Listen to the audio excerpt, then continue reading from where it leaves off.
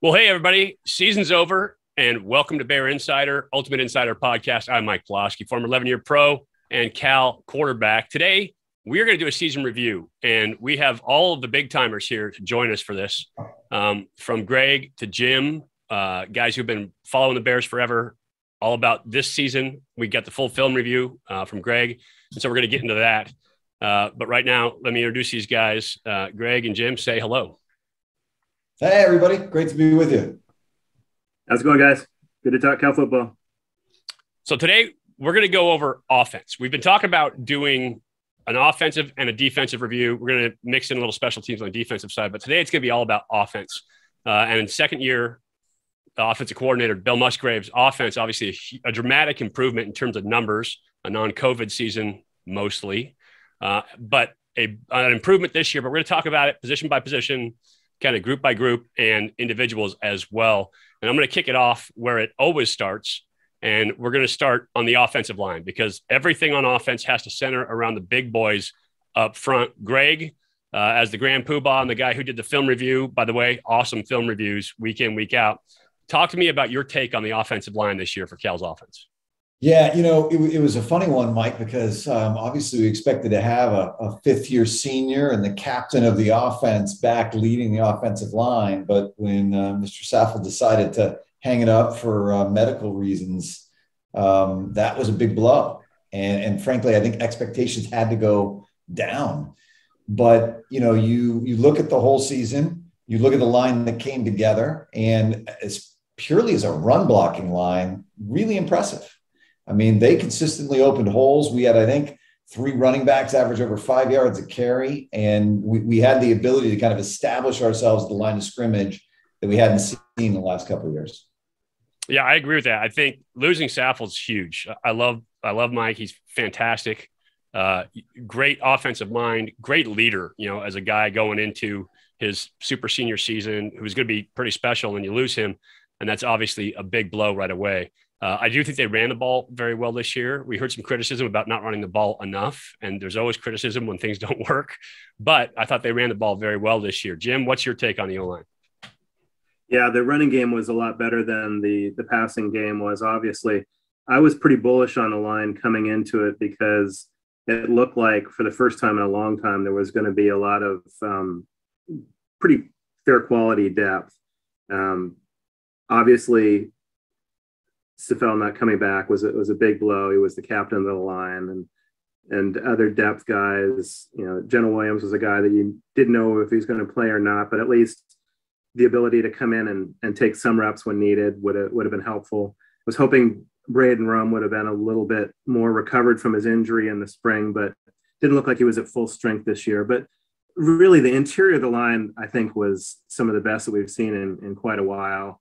Once they made the move with moving Coleman into the starting lineup and moving Cindric over to the tackle position and the tower inside on the right, those guys were pretty consistent most of the year. A little bit of trouble pass blocking here and there, but and Craig, obviously having him back was helpful until he went out. Unfortunately, Daltosa had to play with an injured shoulder, which has been the case so often during his career, whether it's a shoulder or ankle or both. He's been a warrior for this team all these years playing hurt. Yeah, no doubt. So overall, I think the line was a fairly pleasant surprise. Just would have liked to have seen better consistency in the pass block. And there were a few games where things got away from them. Other games where they blocked pretty well in the passing game too.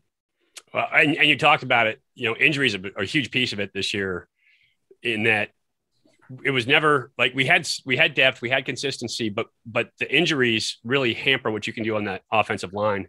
The huge loss fell to start, but then Will Craig gets injured. I like Will Craig as a tackle. I think he's really good. He's athletic on the outside. I think he's got the right mindset to it. But once he gets injured, and he hasn't finished an entire season yet for his whole career. And so that's a little bit of a worry for me. But I like him as a tackle when he was healthy, really good. As you point out, Daltosa playing with an injury and really playing out of position. Val is love him, great dude. He's a guard by nature. And so to put him out there at the tackle kind of shortens your edges a little bit. And so, guards are great with help. When you get a tackle, a guard out at tackle, it's hard to be out there on an island. That's why it's such a high profile job in the NFL. Those guys on the outside, they have to take on the best pass rushers down in, down out.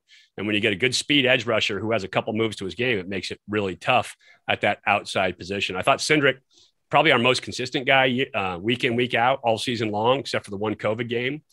He was there. He was in the lineup. He was doing things. He actually filled in as a long snapper when the snap wasn't going great. And so he was a guy who was the most consistent on that offensive line this year as well. Greg, thoughts?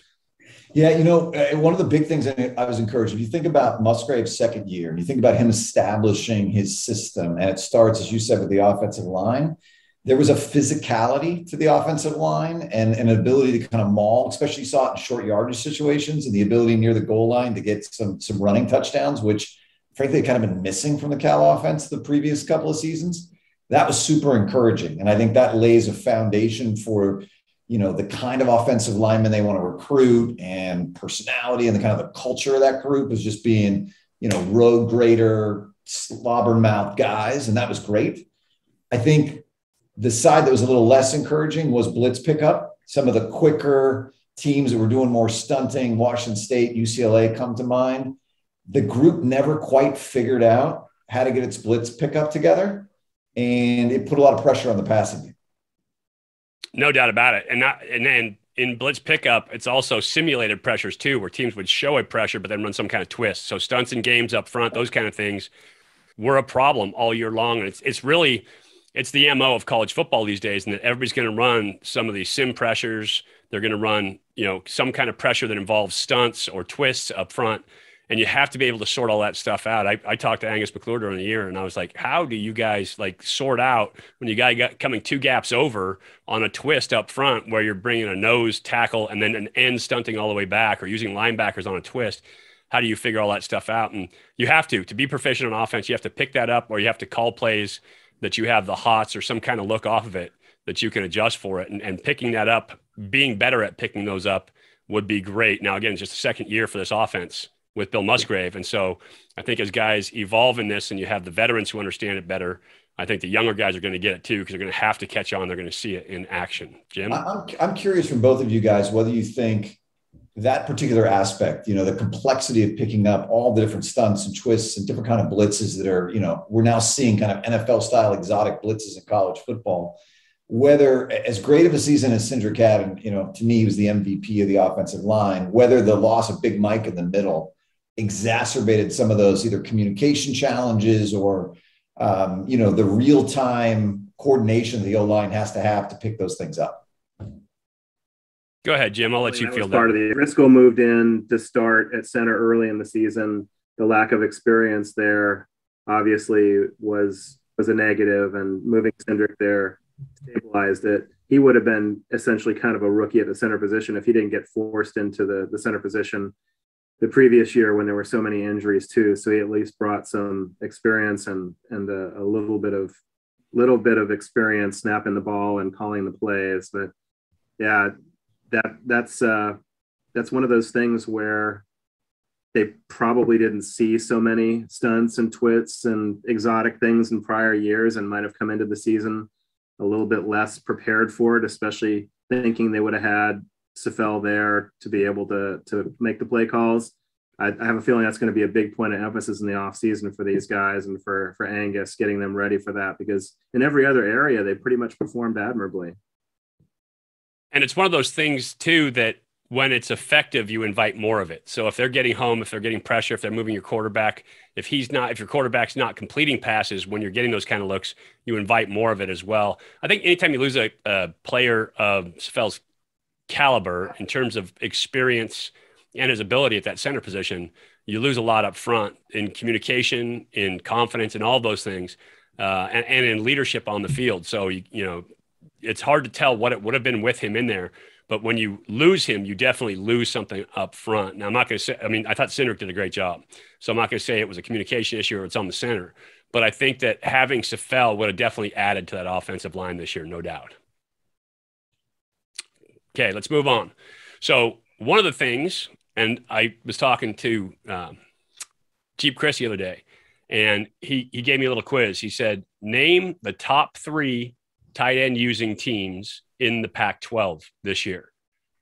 So I'm going to throw that out there to you. What were the top 3 teams in terms of using the tight end, like total tight end snaps? If you have 3 tight ends on the field, that's 3 tight end snaps. Which teams were the top 3 teams in terms of using tight ends this year in the Pac-12? I'd be shocked if Cal wasn't number 1 or number 2 on that list for sure. Let's see. Who do I think was second and third? I would say Washington, one of the top 3, and then I'm going to go Utah. Okay. You got a guess? Jim? You know, I think along the same lines too. Yeah, I don't think there was dominant tight end play with anybody, but that sounds about right. Yeah. So my first thought was because they historically have been there. Stanford, right, popped into my head as total tight ends, but Stanford was like number 11 this year, and you can see kind of where their offense has gone as number 11. Cal was number 2. Oregon State, I think, was number 3, and Utah was number 1. And so it was right there in those 3 of teams that used tight ends all the time. Because remember, Oregon State always came with that 2 tight end set all the time. They had Musgrave and Vittoriano out there all the time. But I think using those tight ends and giving that look at Cal, I think that was a big difference maker. And the fact that it's a really deep position for Cal, I think helped them, especially in the run game this year, not as much in the passing game as I expected coming in. But when you have guys learning a new system, getting more tight ends on the field, it's going to be a little bit of a growth curve. I'd like to see more in the passing game. I thought Jake Tonjes was great. I just cut a video for my YouTube channel the other day with Tonjes versus cover 4 at TCU, where you get that big catch down the sideline. But I think that I'd love to see more production in terms of the passing game out of that tight end group. Tonjes was really underused. I'm sure Greg would agree with that too. He really had a lot of success against the Cal defense in fall camp. And they utilized him a lot up the middle, which was virtually non-existent this season, which I don't understand at all. I think that was a missed opportunity there. You know, one of the things that showed up in film review this year, week after week, if there was a big run play, including the called runs that Garbers had, the tight ends were making big blocks. And they were consistently blocking well. And not just one guy. It wasn't just Tonjes or Moore, Reinwald, Nick Alfton was in there. It was a great group of blocking tight ends. And I think that's something that's often missed, but it's, kind of an extension of the offensive line and that run game we were talking about a minute ago. The tight ends played a really big role. My sense is, and I know we're going to talk about quarterback play in a minute, but Chase was the part of the field that I think Chase had the toughest time was between the hash marks. And that's where tight ends make their living. And when the pocket's not as clean as you might want it to be, or, you're struggling with your eyes a little bit, as Chase did from time to time, the tight end gets forgotten. And I think that's why we didn't see the utilization of the tight ends as much in the passing game as I think we will actually next year and going forward in this offense. That's a fantastic point, Greg. And that you have to throw the ball to the tight ends, right? As a quarterback, you start to fall in love with a guy when you have a couple successes. You throw the ball down the middle, you get them in tight coverage, they make a play for you, those kind of things. And then you start getting the ball to them more. And Chase was hesitant to throw the ball down the middle of the field, as you pointed out. There were several times you studied film every week. I studied film every week where we had the opportunity to get the ball down the field. Maybe it was a little bit of a tight window. Maybe it wasn't a super clean look, but the potential was definitely there. And we just didn't throw the ball. And so we'll talk about quarterback. We'll finish off with quarterback here today. But, I think we will get more production out of tight ends moving forward. As this offense evolves, as guys get used to the system, you're going to see more tight end output because they're such a big part and they're such a great mismatch these days in college football. We talked about stunts, twists, blitzing, nickel packages. Who do you match up with the tight end? Do you match him with the linebacker? Well, then you're beat physically because of speed and because of the ability to play the ball in the air. Do you match him with the safety? Well, then you're beat with size and with physicality. And so it makes a great mismatch. It gives you opportunities to move the ball down the field, to take shots, that kind of explosive range, 14 to 20 some odd yards, a comfortable thing for a quarterback. If you've got a tight end that you trust, it's great to just kind of get back. I don't like anything else. Get to that tight end and let him use his physicality to catch the ball. So I think that will start to evolve as Bill Musgrave and the offense gets set in terms of what they do. Let's move outside to receivers now and talk about that Cal receiving group. What our thoughts were on those guys this year. Greg, I'll start with you. was a veteran group, right? You had a guy that had tons of reps in the program with Nico Remigio and Kakoa Crawford, and then Travon Clark on the outside. And look, again, the limitations of the passing game, some of which you can put at the feet of the pass protection from the offensive line, some of which you can put at the feet of Chase. Those guys weren't maybe as fully utilized as we would like, but what we saw was a lot more explosive plays, very few drops, and them being very effective in blocking on run plays as well. It was a really good and underrated blocking group of wide receivers. Jim? Now, I thought we would see a little bit more of a mixture of some of the young guys with the veterans, but as it turned out, the lion's share of the production came from the same guys, from Remigio and Crawford and Clark. One thing I was pleasantly surprised with is Clark lived up to his potential this year, I think. Maybe he didn't achieve it fully, but he came a whole lot closer than he did earlier. He was consistent catching the ball. He generated the big plays that this offense desperately needed in the past, and he came up with here and there, but not nearly as consistently as this year. I would have liked to have seen Hunter more involved. He's a real weapon. He only had 21 catches this year, and I know he was injured some, so that limited him to some extent. I think when you see him play more, you're going to have a lot more of an explosive offense. Sturdivant, it was a shame that he was hurt so much. His hand was in a cast a lot of the season, so he really wasn't a viable option a lot of the year. And the times that he did get his chances, he dropped a couple balls. He had a couple that were really tough balls to bring in that he was really close on. So it's hard to see, how reliable he's going to be in the future. But on the surface, he seems like a big weapon. I'm really anxious to see some of the young guys get more involved. I'm a huge fan of Tommy Cristalkos. A lot of people don't know him. They think he's just a red zone guy because he's tall. But if you watch the guy in practice, he stretches the field all the time, and he's got really reliable hands. And he's a long strider, so he gets by defenses. And he doesn't need to be by him much to be able to complete tough contested catches. So he's a guy that I like a lot. I like Baker a lot too. I think he's a lot in the mold of Remigio, but he might have a little bit more plus size and athleticism. Looking forward to what he'll be able to do in the future. I like Maven Anderson. There just wasn't room for him to play much this year. A couple of the guys they have coming in are going to be interesting to add to the mix too. But I like the passing game this year. I would have liked to have seen it be more consistent, and a lot of that falls on Chase's shoulders because he just didn't have the ability to adjust to pressure situations. So that shut us down and close to a third of our games this year. So I don't think we saw as much out of the passing game as we could have. Hey, Mike. Yeah. But before you jump in, I want to tip the cap a little bit to Burl Toller, because I really thought if you look year over year at the development of those returning senior receivers, they all got meaningfully better. And let's talk about Travon Clark just for a minute.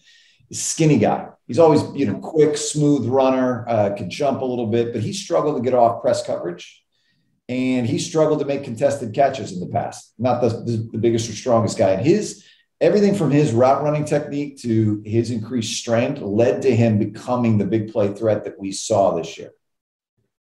I agree 100%. I'm a huge fan of BT. Burl Toller, he's a good coach. He's a great dude. He's a great recruiter, obviously, with the talent that Cal's gotten in. And so I think he's a huge asset to this Cal staff. And he's a Cal guy. I got to work with him, coach with him, throw him routes, because when he was playing here, I got to throw balls to him. So that was always fun, seeing a guy like that who gets to that next level, but he's a fantastic coach. Travon Clark to me was I won't call it a surprise, but he was like the biggest plus, because I remember games TCU where he caught 2 passes for like 137 yards. He averaged 8 yards a catch. And then there were several games where I was looking at his average and it was over 40 yards per catch. And so he became that big play receiver that the Bears needed this year. And a huge part of that was the way that Billy was coordinating the offense in terms of making that first shot the shot. The passing game is it has to be the perfect chemistry between play call, protection, route running, quarterback timing, footwork in the pot. Like everything has to click. That's where all the gears in the machine have to be on the same page and have to be working precisely to make those things happen. And especially with what defenses are doing these days. And so Travon Clark being the big play guy, Billy finding a way to make him the first shot big play guy. was huge. I expected more out of Kekoa Crawford, but again, I can't put it entirely on Kekoa because it has to do with protection sometimes. Sometimes it has to do with route running. Sometimes it has to do with the quarterback making the decision. And so it has to be perfect in there. I really wanted to see Remigio catch a lot more balls this year. And every week that I talked to Billy, I got we're trying to find a way to get him more balls. We're trying to get the ball there. And again, same process, route running, protection, quarterback, backs in the blocking scheme, like all those things have to come together for it. And so I know that they were earnestly trying to get him the ball more. Situations just didn't work out where they were able to get him the ball. In terms of Jeremiah Hunter, I think he's a special talent. I think when you watch him on film, and he's young, so this is just a critique for what it is. He ran some stuff like a young receiver. And so what happens when receivers are young is they're impatient. They don't have the patience to develop their route or to set up their move with a good release or to set up their break with a nice stem. And so you saw some of that young receiver stuff out of Jeremiah Hunter this year. I expect him to be phenomenal. As a receiver throughout his career, I expect him to be a phenomenal football player. Really good. I love Cristalkos. I think he's in the mold of Ed McCaffrey. I would like to see him get on the field more. But again, situationally, there just wasn't the opportunity, right? How many games were the Bears close in? How many games did it come down to one play? And so when you have that, you can't throw all the bells and whistles out there on the field, and guys don't get to develop the same way because you're in it, you're grinding, you're trying to figure out how to get that win, and you're going with the guys who who have experience, who you trust, and you're not trying to throw a whole bunch of new stuff out there. And so I'd love to see him. Sturdivant's going to be great. He's got to overcome injuries, right? Got to get through that, and he's got to be a guy who's dependable every down guy. And I think the young receivers, Baker is going to be really good. I think there's some real speed there. Maven Anderson, real speed in that group coming up. But this year's group, again, it's a combination of everything: protection, quarterback play, back play, timing, route running. The one thing I would like to see better next year is I would like to see more separation. Versus Washington in particular, early on, they had two good corners. We weren't getting great separation. And so Billy had to dial up plays that he could use picks. So if teams were good enough to play man, then the separation wasn't definitely there. Zone teams, a lot more openings, a lot more holes. But if teams locked it down and played man, which means they could bring pressure and we couldn't get the separation, we were in trouble. Yep. I'll make a couple of quick comments. I think Hunter was by far the most talented wide receiver that we had that played this year. I think it can't be said enough. He's got a special sense of size, speed. His quickness off the line for a guy that's his size, I think, is unique. Reminds me a little bit of Sean Dawkins, who you played with Mike, in terms of his ability to stick the foot in the ground and make the press corner go the wrong way. And then he's crazy strong. He gets his hands on a DB and just slightest little nudge, and he's creating separation. He's got a very, very bright future in my mind. The second thing I'll tell you is that the coaches started to let me know that once Sturdivant got healthy, that they couldn't keep in front of him in man coverage in practice. There was nobody that could check him. He was running by everybody. And that's very promising. When you got a guy who's 6'3" and ran a 10.3, 100 meters in high school, and he's doing it on the field, I think we're going to see the overall talent and the ability to get the separation you talked about, Mike, go up significantly just from the physical talent that's going to be in the wide receiver room next year. And this offense takes a little while to understand, to learn, where you're not just a situational guy too. So those young guys getting reps, getting the experience, hearing the verbiage, learning the language, that's a huge bonus the last couple of years for them to be around it. And I agree with you. I think speed, more than anything, is going to go up in the next couple of years. I like Kekoa. I liked his size. I liked his jumping ability, but top end speed, he wasn't the fastest guy out there. Travon Clark, he was the deep guy, but he wasn't the fastest guy in that receiving core either. And so speed especially is going to go up. Jeremiah Hunter, he's going to get stronger in the offseason. Like he could put on speed, not that he has to, but all those things, they're going to work all those skills in the offseason. So you're going to see an even better version coming back next year as well. And if those guys stay healthy, the one point you made, Greg, which I love, they were, for the most part, physical downfield, at least trying to get blocks, trying to block for the running backs and make something happen in the running game. So there was a sense of pride there for the receivers as well, which is great. And which takes us right into running backs. we'll talk about that running back position. I started with you last time, Greg. Let's start with you, Jim. Give me your thoughts on running backs this year. Well, I went into the season really bullish on the running back depth. And I mentioned in a press conference to Musgrave about the depth that being almost unprecedented. And he kind of poo-pooed it a little bit and said, yeah, we've had guys like Javid Best and Justin Forsett, and that's hard to compare. But I wasn't talking about the top end, NFL talent guys. I'm talking about a room full of guys that can get the job done, where you can have a guy injured and not have a drop off. But even as bullish as I was, I never anticipated having a running back room where every single running back would be over 5 yards per carry. And, Brooks had the least carries of the bunch, but he averaged 9 yards per carry. Dancy averaged over 6 yards per carry. And Brooks and Moore, Street, they all averaged over 5 yards per carry. That's astounding to me, to have 5 guys be able to do that. You lose the most experienced guys in the group, Chris Brooks and Dancy, but you bring in a couple of young studs to supplement that group, and you also have depth in their walk on Ashton Stredick that people have heard a lot about and haven't seen a lot. But he's a guy that, I'm telling you, if he gets a chance, he's going to open some eyes. It's hard to believe they're going to have 6 running backs again with great skill sets that are going to be able to get the job done. And it's a tremendous testament to the job that Aristotle Thompson did with these guys, and to the interior of the Cal line, actually the whole line in general, to be able to open the holes for them to do that. Yeah, none of those guys do anything without the big boys up front. So, right. Hats off to the big boys. And I agree with you in terms of like total depth. When you talk about depth, that running back room was deep this year. You went back to the other running backs, Forsett and Best, Marshawn Lynch, and Shane Vereen. Like there was always 2, right? There was always 2 guys. On occasion, you'd have 3. We had 2 both years that I was there. We never had 6. Like there was never 6 at that tailback spot. And this year, the Bears had 6 guys literally that could have played and played well in that running back room. And based on injury, who was going to see the field and who wasn't. It wasn't as big a concern as you would normally have in a running back room like that, Greg. Yeah, the depth was exceptional and the productivity was exceptional. One of the things that I think was a challenge is that because the passing game wasn't consistently great, we did have some games where we generated some explosive plays through the air, but it wasn't there every game.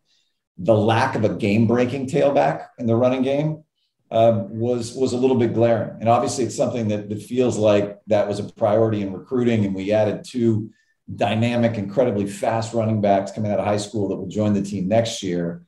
But you felt that missing at a time. We were a bit more of a, plotting, maybe you might get a 15, 20, 25 yard run, but you weren't going to take it to the house. And that was the missing dimension in that deep running back room that I think is going to change next year. Now, that said, I think Damian Moore is an underrated running back. There's something about a guy whose sense of rhythm and timing, patience to set up the blockers, vision of where the hole is actually going to be created. And then he runs really low to the ground and he's strong with great balance. Reminds me a lot of like CJ Anderson or even a poor man's Marshawn Lynch with his ability to create a wide base and not go down when he's hit. It's awful to see the fumble problems hit him late, but I think he is a really solid move the chains running back that's going to marry really well with some of the dynamic, faster guys that we've added to the roster for next year.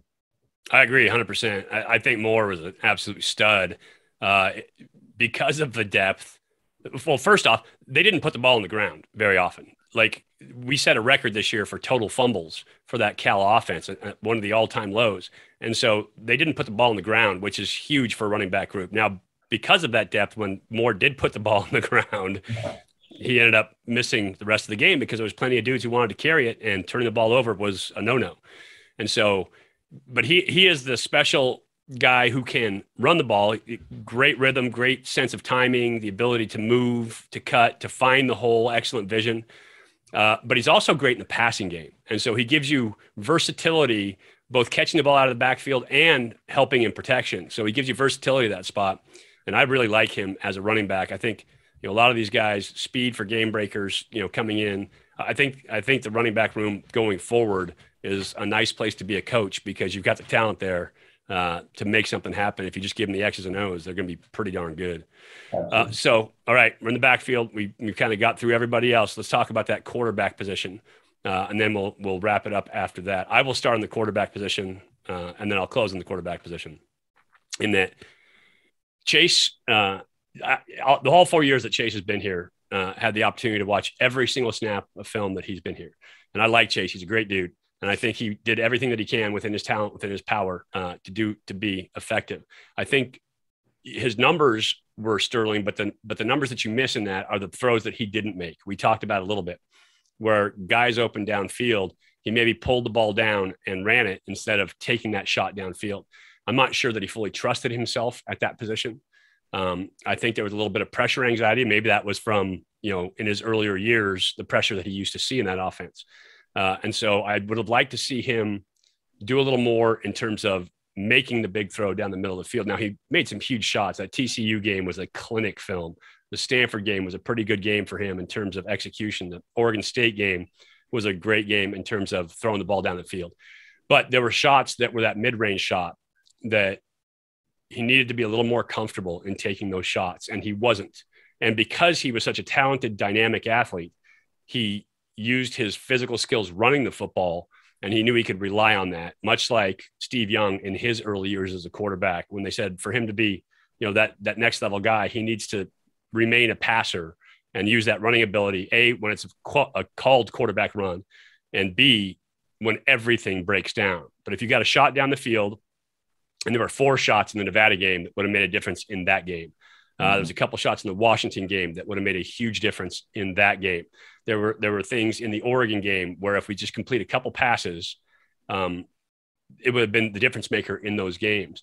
And so, he's moving on, but we're going to have to see, he's going to have to take that next step and remain a passer for as long as possible and go away from that running that was kind of his first instinct. If one wasn't open, tuck it down and run it, feel that pressure and escape. And so had he been a little more comfortable in the pocket, I think it would have been a better year overall for the Bears.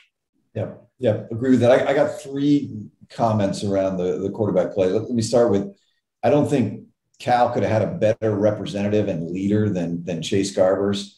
Just one of those kids that everybody likes. He's tough as nails, play through almost any injury that you could imagine, any amount of pain. As you said, a dynamic runner, and large parts of the last couple of years, his legs were the offense. Key third downs, conversions over and over again. And if he was in rhythm, and if he had a little bit of comfort in the pocket, he could hurt you through the air. And he did at times, as you mentioned in the TCU game and the Stanford game in particular. There's a lot we will miss about not having Chase Garbers take snaps.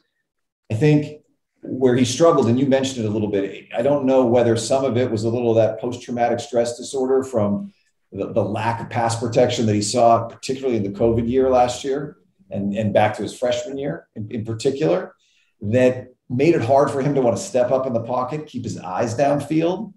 And then, he's a quarterback that didn't want to make a mistake. And he's in a system with Wilcox and the quality of the defense where turnovers get compounded, right? And so he would hold the ball, and you would see him for times have an open receiver, but just hesitate just that little bit of time that made the window get closed. And I think, it negatively impacted our ability to fully exploit the opportunities we had.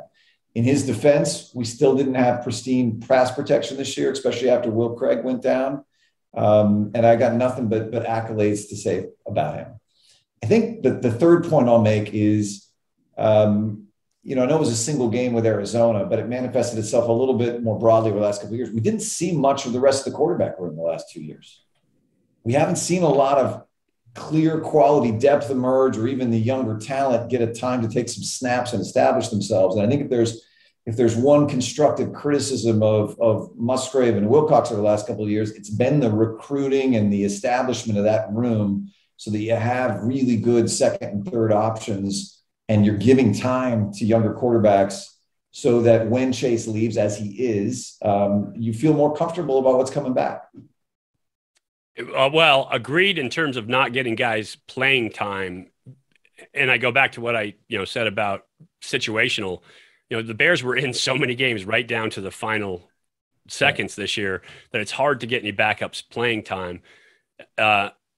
the one game Arizona is one game where I thought maybe you'd take another look at somebody because you were down. Glover came in, did his best, but he didn't get it done. That's what it comes down to at that position. You got to get it done. He wasn't getting it done. And so maybe, and I'm sure that the coaches thought about this and the whole 9 yards, it's gone through their head. You can always what if a game after the fact when you look at film. But I would like to have seen somebody in that Arizona game. In terms of recruiting and depth at the position, the whole 9 yards, we got to remember that Bill Musgrave is in year 2. So he's just getting his second quarterback in this year as a coach in terms of his recruiting. And so we'll see what route that goes with the transfer portal possibilities, high school kids. We got through the early signing period, but we haven't gotten through that secondary, the final signing period. And so we'll see what kind of recruiting he does at that position. Jim, thoughts from you on the quarterback spot? Chase, when he was good. And we had a lot of good years with him here, but it seemed like feast or famine. I mean, you just can't have quarterback games like the Nevada game or the Oregon game or the Washington State game or the UCLA game where your quarterback play gives you virtually no chance to win. You have to have at least a minimal level of expectation out of the quarterback position to make you competitive game in and game out. And I just don't feel like he brought that when he was in the wrong position. And you can look at each game and say, well, it was because of this in this game, because of that in that game. But he's a fourth-year starting quarterback, and you've got to be able to adjust to those situations. He saw a different look that he wasn't used to against Nevada. Well, you can't abandon a major chunk of your offense to work around that. I mean, you're under pressure against Washington State. UCLA is doing some stuff that the offensive line is having a tough time combating. What do you do to get beyond that? You don't turtle up and not move the ball. I mean, it's impossible to overcome when you don't get production out of your quarterback. So I would like to see whoever the next guy is to be a guy that can navigate those more difficult situations, limit the mistakes, and keep the team moving forward, even if he's not on the top of his game. And we didn't see that all the time from Chase this year. It was sort of like a 2-on, 1-off situation with him. Yeah. And it's, people, when they think of great quarterbacks, they think of the deep post route, right? Or the seam route down the middle to win the game. But what makes great quarterbacks great is every down play, right? 3rd and 3, I'm completing the shoot route. I find the open guy and I drop it off, whatever that is. And so those little things that would keep drives going, which would change the entire dynamic of a game. 3 and out is a big time emotional momentum killer. And so keeping a team on the field, driving the ball, moving it, changing field position, those were the things to me, as much as missing shots, and there were some shots, but as much as missing that, it was when it's just being efficient, not being great, just being efficient to get the ball down to your checkdowns, to the open guy, to finding the open guy, to understanding what you're seeing. That's where that position has to pick up. And like Greg said, Chase has been, the leader of the quarterback at Cal for 4 years, and we appreciate him for it. I don't want him to feel like we don't appreciate him for it. I'm just critiquing the position as a quarterback myself. I've made some of those mistakes, and I understand what it's like. You just have to be able to correct those mistakes. And once you make them once, you can't make them again. And so there were some repeat mistakes and things that could have changed the outcome of several games, but it was where it was. And so that's the offense. It's kind of a whole look at the offense. Let's take a look at the whole picture now, kind of looking back on the whole season, thoughts on that from an offensive standpoint. And Jim, I got you last on quarterbacks. Let's start with you. Offensively, the team did more than they did the prior year. And I think that they were more productive in a lot of ways, but like you said about the ability to continue to move the chains, they lacked that so much of the year. So much of the continuity was missing in those games where things weren't rolling for them. And it's surprising. I mean, if you say that you've got a veteran trio of receivers back, a 4-year starter back and quarterback, 5 running backs that are over 5 yards per carry, you think, well, it's got to be a pretty good offensive year. It was better, but just not enough. When they were in adverse situations, they couldn't get it done. So it was sort of an anomaly this year. You would have thought they would have been a lot better than they actually were in the end product. Bottom line, 5 wins is completely unacceptable. Not with this experience. Greg? Yeah, I think there was a lot to like in the improvement. You saw the physical nature, the formation approach of Musgrave be effective, the establishments of tight ends as a weapon in the run game. And if you could have gotten the passing game to be more consistent, I think in the passing game, all of which I think bode well for the future. I think the disappointments were the consistency of the passing game and the red zone. We just didn't score as many points. There's a lot of numbers that look good on offense. The one that didn't look that good was points scored. And at the end of the day, that's what your offense is out there to do. It's to score points. It's not to get first downs, convert third downs, or average 5 yards a carry. It's to get in the end zone. I think, the offensive coordinator is oftentimes an easy scapegoat, but the more I went back and looked at film and the more I think about the things that I expect out of the offensive coordinator, initial game planning, utilizing the talent, putting them in positions where they can succeed, calling plays that set up plays that are going to work. The long pass to at TCU, that was a setup play. They did a bunch of things formationally to get TCU in the position where Clark was going to come free on that slant, and there was no one there. I was really impressed with Bill Musgrave. I think if you look at the teaching, if you look at the player development, and you look at the play calling, it bodes well for the future. And I'm excited to have Bill back next year. So I agree with you 100% on this. And I said it every single week on the broadcast because I saw people out there that were giving Musgrave heat. And just like the quarterback, when the offense isn't performing, he's going to get a lot of heat because he's the offensive coordinator. But he dialed up some fantastic games this year. I mean, really good games with the opportunity for success. The biggest thing for me in terms of offense is the consistency on the little downs that you forget about later. Not just running the ball, but the second and 3 where you should have it. It's first down, staying on schedule, getting 4 yards, completing that first down play action pass, and making something happen there. Those were the difference maker in the offense this year, really. There were shots over the top. And, the Washington State game kind of left me scratching my head until I went back and watched film. And there were times when you're like, that didn't look really clean. UCLA, same thing. But it's the little downs. It's the ones that people kind of write off thinking, we'll come back and get the next series. Well, you need to move a change. You need to stay on schedule. You need to get that first down run. You need to complete the 3-yard pass. All of those things are huge because if you're not completing those, now people pack the box. Now you can't run the ball. And then what?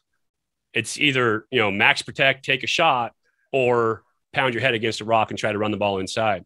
And so you have to have the opportunity to use your passing game like the running game to spread defenses out to make them do things that they don't want to do. People think about defense as the aggressive side of the football, but it's not. Offense, if you are aggressive and you're going after people, you're giving them different looks, you're completing those easy passes, it puts the defense on its heels and you dictate the pace of the game to that defense. And I think the efficiency is where I'd like to see the improvement. And I think another year in the system, guys understanding it better, understanding what Bill's thinking when he's calling plays so that they're on the same page with him, having quarterback play where I'm not trying to make everything happen. I don't feel like everything's on my shoulders all the time, but I'm just completing the dink and dunk and then taking my shots. If you have that all come together, I think the offense stands a really good chance of being really good next year because tight ends, fullbacks, that's Cal football at its finest. Air Raid was great, and I loved watching it with Jared Goff, and it was always exciting, but every game was exciting because we could either win it or lose it in the last second. With Bill's offense, if you are consistent and you're running the ball well and you're taking what they give you in the passing game, then you stand a chance to have a 2-touchdown win, a 3-touchdown win, where you dominate the game because you keep your offense on the field. What do you think would have been a more reliable way to be a move the chain offense through the passing game when you needed to pick up those 3rd and 4s? Obviously, so many times the dump offs just got stopped dead in their tracks. Yeah, I'll comment on them and Mike jump in. 2 things jump out to me. I just thought it was a great point because it's not one that was in the front of my mind when you think about the offense. But as soon as you say it, it's one of those epiphanies that immediately you realize it's true. We made a lot of, in my mind, some not so great pre-snap reads on those short yardage downs or those play action passes. But a lot of times that was where Chase was at his worst. He'd get a little off balance. He'd leave the ball on the ground. He'd throw it a little high. On a play, you have to make 99 out of 100 times. And we just didn't do it consistently. And so Yes, 100%, Greg. Agreed. Jim, the other one is to be there on time. The reason our checkdowns were tackled right away is because our progression Chase didn't get his progression to his receiver on time. And there's a rhythm to every single play in terms of getting that ball out. And whether it's a pure progression, whether it's a defensive key read progression, you have to understand that rhythm. So don't have a deep shot, don't have the mid route, drop it down. Instead of don't have a deep shot, hang on the deep shot, then check it down late. That's not the rhythm, because everybody's pushed off deep. And then all of a sudden I'm left to scramble. Well, people are starting to pull up because defense feels that pressure too. Now you've got guys in position to make tackles, or they recognize, ooh, the back is out, and they react up to be in position to make that tackle. And so it's all about timing on defense. This is what I was talking about in terms of, the synchronicity, the chemistry of an offense. Timing is everything in the passing game, and being on time, not hanging on routes, not abandoning routes early. Like there's a method to it that you have to understand. You have to feel it as a quarterback in terms of when I'm checking down, when I'm getting the ball out, when I'm throwing downfield. And that's the difference maker. So many times you watch film and it was hang on the deep ball. And then right through read number 2 to read number 3, instead of deep ball, mid route, check down. And progressions are built with a quarterback's eyes to move people as well. So as I'm progressing through a route, I may be looking over here and defense is starting to move with me. And that's pulling them off of my second route. And when I get my eyes to my second route, now guys react to where my eyes go, because linebackers are taught to read eyes. DBs are taught to read eyes. And then once my eyes come there, it's not there, boom, down to my check down. Well, everybody's pushed off now because my eye progression has taken them where they are out of position for my dump off. And so getting that rhythm down is a huge difference maker. I couldn't explain it on the radio in terms of like going that in depth. So I love the fact that we have this podcast, but that is a huge piece of why the checkdowns weren't working this year. They were there. It was right. Just have to get into that rhythm, into that timing to make it happen. So there's some other routes that are more effective to pick up those short yardage situations? Oh, I think the stuff that was called would have been effective. If we were on time, it would have been effective. And if we use the right eye progression, the right timing, I think we would have gotten a lot of a third down. You don't get everything, but we would have gotten a lot more than we did in terms of getting through that route. And again, in fairness, it was only Chase's second year, couldn't install the whole package first year because it was COVID year. And so teaching was different, and he didn't get to execute it on the field with teammates, didn't get to practice it, no spring ball. So this was really the first full year in the offense with full immersion. But there's a rhythm that you have to understand as a quarterback, and you push people off and understand how to use your eyes to move people around the field to get that dump off pass. And you may know going in thinking it's 3rd down and 11, 3rd down and 8. These guys are going to be playing the sticks, meaning playing at depth of the route. So I want to push these guys onto my vertical routes to check it down on time. And that's the thinking that has to happen as a quarterback, an understanding, a feel for the flow of the game to be able to make those work. But I think, like I said, I think Billy dialed up some fantastic games. I think most of his games were fantastic from a play calling position, because as I watched film on it, I'm like, yep, there it is. Yep, there it is. And that, and understanding that flow and that rhythm, it would have made a huge difference. This was a ton of fun. Can't wait to talk some defense. Jim, Greg, as always, thank you guys. Awesome doing this all year long with you guys. Offense, it's kind of my specialty. We'll talk defense next week, and I can talk more as a fan, being a quarterback, about the guys that we like playing on the field. For everybody at home, appreciate you guys listening. Obviously, comment down below. We'll try to get to your comments, and we'll talk a little bit more about this. I'm sure you'll have some interesting takes that we didn't even touch on here today. But I appreciate you watching. For Bear Insider, I am Mike Pawlawski. This has been the Ultimate Insider, and as always, go Bears.